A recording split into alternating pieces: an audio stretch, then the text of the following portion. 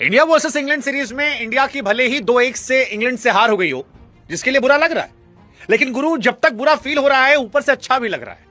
मतलब बुरा लग रहा है लेकिन अच्छा भी लग रहा है। बुरा लग रहा है क्योंकि इंडिया के बॉलर्स जो हैं वो क्लब क्रिकेट के बॉलर से ज्यादा पिटे हुए नजर आए।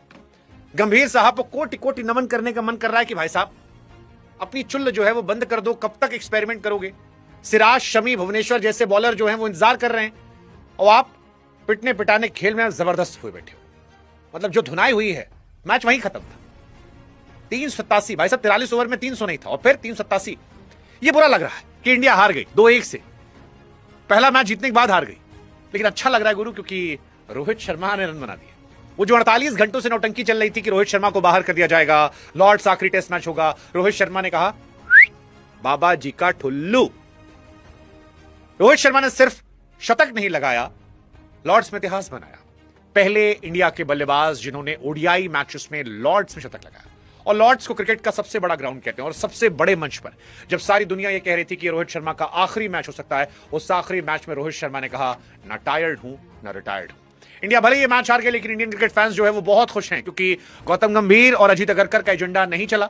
गंभीर के चेहरे की मुस्कुराहट को देखकर जो आनंद आ रहा था, उफ, अद्भुत, अद्भुतास, अद्भुतत्म। मतलब मजा आ रहा था गुरु की।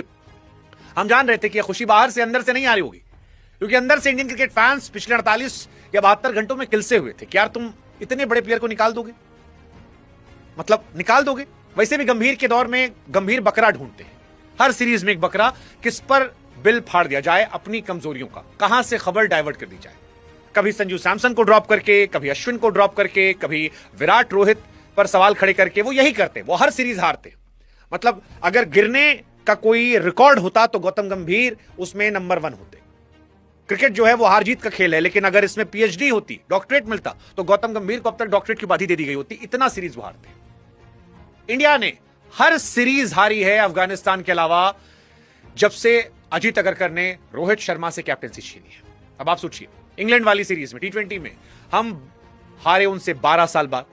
इंग्लैंड हमसे बायलैटरल 7 साल बाद जीता। ओडीआई में अगर आप बात करोगे इंडिया 7 साल बाद हारी है।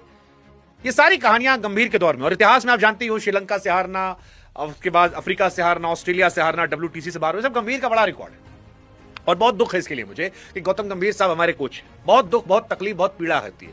मतलब क्या ही कहा जाए इसको लेकर।